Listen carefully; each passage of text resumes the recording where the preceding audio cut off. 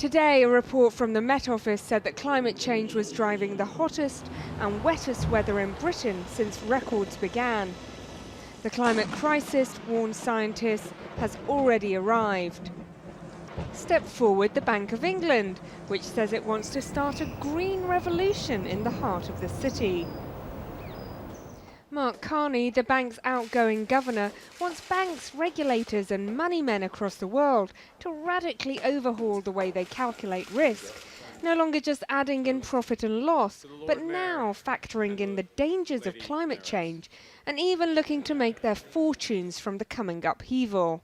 I cannot stress enough how we are speeding towards catastrophe. So it is incumbent upon those institutions, the big decision-making institutions like the Bank of England and like parts of government, to move to different measures of what success looks like in the economy, or else we're going to be in a situation where we may not have an economy at all. L'accord de Paris pour le climat est accepté. Despite the Paris Agreement of 2015, global cooperation has slipped after President Trump yanked the US out of the accord, saying it was bad for American workers and bad for the economy. But this year, the British government signed up to cutting carbon emissions to net zero by 2050. In Threadneedle Street, the bank says $20 trillion of assets are exposed to climate change. First, because extreme weather events like floods and droughts will lead to spikes in insurance claims. And second, because the move to zero emissions will demand root and branch changes to how companies operate. But critics say the measures the bank is talking about are too lax given the urgency needed. We're in a situation where voluntary measures and disclosing information only goes so far. We should have been doing that in the 1980s, when I was born, as we started to understand this problem. The scientific community had told us then to now, at this late stage, to not have compulsory measures that push people very quickly, very fast, is just unacceptable. So is capitalism itself the problem? The governor thinks not. He wants the banking system to be part of the solution. But a growing number of economists from around the world think our very obsession with growth, which is how institutions like the bank calculate economic success, is one of the underlying causes of climate change. You see this being played out in how much money flows into traditional fossil fuel industries and how politicians all too often see this as a success. Last year, $333 billion was invested in renewable energy. Sounds impressive, except at the same time, $933 billion was pumped into yet more fossil fuels. Both sums count towards GDP, but one pushes us further towards global warming. The Bank of England has a major role in helping divert where those flows of investment go, so we're not locking ourselves into this increasingly dangerous path. The governor's vision is that pressure from the bank, tied to changes in policy, will create rising opportunities for investors, updating the call to arms for bankers in pinstripes and braces everywhere, from greed is good to green is good. Elia Ebrahimi. Well, now, last night I went to an event for bankers, financiers and city businessmen where Mark Carney was speaking along with Sir David Attenborough about the risks and rewards posed by climate change. And he then exclusively spoke to us about the climate crisis. Isn't capitalism itself part of the problem? I mean, getting rich, having more things, so we've got to do with less and actually not go for riches? Well, there's two things. I mean, first is there will be changes on this path. And, again, we as a country, again, through elected representatives, are going to choose the speed. Capitalism is part of the solution and part of what we need to do. Because remember that going from where we are today to where we need to get to, these are tens of billions, in fact, trillions of pounds, ultimately, of investments that will take place in the UK, across Europe, across the world. So if you flip it around, there's risk, but there's huge opportunity. What does capitalism need to work? They need the right information. That's why one of the first things we went out and did was to create a framework, a way of providing the right information. Now there's 120 trillion of capitalist dollars behind that framework that's saying to companies, tell us how you're going to manage these risks. That's the first thing. The second thing the capitalist system needs to do is to manage the risks around climate be ready for different speeds of the adjustment.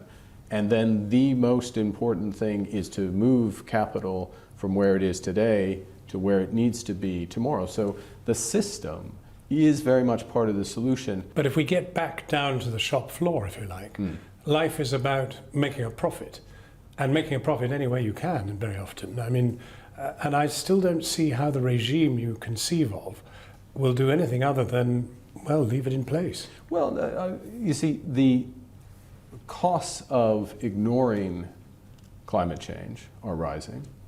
The opportunity of doing something about it, those are rising. That opportunity is rising. And that's what the system does. It shifts money away from where it's costly towards where it has opportunity. But listen, as an ignorant person, I look at the plastics industry. Yes. And I say, which is doing an enormous amount of damage in the oceans and the rest of it. Now, I think of the Bank of England looking at plastics and saying, these guys are not doing a good job. What are we going to do about it? There's certain scenarios, and it's not my job to make these decisions, parliaments, but certain scenarios where it will become more and more costly to use plastic in packaging and plastic bottles, all that. Partially from legislation, but also from society's preferences. People don't like to walk around with plastic bottles anymore, or more and more people don't. So there will be cost to that. When we look at industry or banks or insurance companies who lend to those industries, we say, well, wait a minute. Have you thought about the fact that 5 years ago, it was much more profitable and potentially profitable for a long period going forward? And now those profits are at risk because they could be legislated away. We could ban certain types of plastics. Some have been banned. Effectively, plastic bags have been effectively taken off the market. So are you thinking about that? Well, since you made your original statement about climate change and the bank's responsibilities, the French have joined you. They joined you at the same time, basically. And other central bankers have come along too. Well, we made the first statements about 4 years ago, and subsequently we now have central banks supervisors that cover half of global emissions. Right. So, and so it's well, a pretty that's a big great movement. start. But I mean, climate change requires a bigger international response than that. Yes. And we have trade wars, we have Brexit, we have tensions. We're not living in an era of cooperation. This is not a great era to be getting people to pull together. First off, you have to get your analysis right, you have to show leadership, and then others will come along. We went from the Bank of England to 50% of global emissions. I think that's going to continue to grow. We went from nobody demanding climate disclosure, or few people demanding climate disclosure, to 120 trillion of assets now demanding it. We went from the first to stress test, others will follow. This is moving in the right direction. There's a long way to travel, without question, but there is momentum, and that momentum is coming out of the UK. Well, now, I mean, the next G20 is going to be held in Saudi Arabia, no greater producer of petrochemicals and the rest of it. I mean, that is going to be where world leaders are going to agree to abandon fossil fuels? No. I mean, what an extraordinary moment to be meeting in Saudi Arabia. Well, I don't know what world leaders are going to agree at the next G20. I take note of your prediction. But I think we also have to recognize this is a transition. Okay, we're transitioning from where we are today to where we need to get to. Again, where the country says, the parliament, the representative country says we need to get to. And there will be a period of time where fossil fuels will be produced and gradually their footprint reduced. Now, when we look at the financial sector, we say, are you assuming, first off, are some assuming that the level of fossil fuel production will just stay the same? That's a mistake. That's inconsistent with going to net zero. What if they fall off more rapidly? Are you overexposed to that sector? Again, decisions for them to make. So it's important to understand transition and the role. And we need to have the system ready for whatever the G20 decides, but first and foremost, what the UK decides. Let me ask you a final skeptical question. Yeah. If we cast our way 50 years forward and then review what's happened, will you be able to say, do you know, if it hadn't been for the fact that the Bank of England and other similar banks across the world got together, this would never have happened?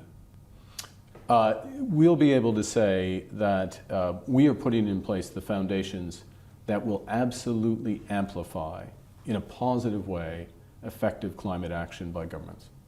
One thing about the financial markets, one of their real power is if they can pull forward action from the future to the present.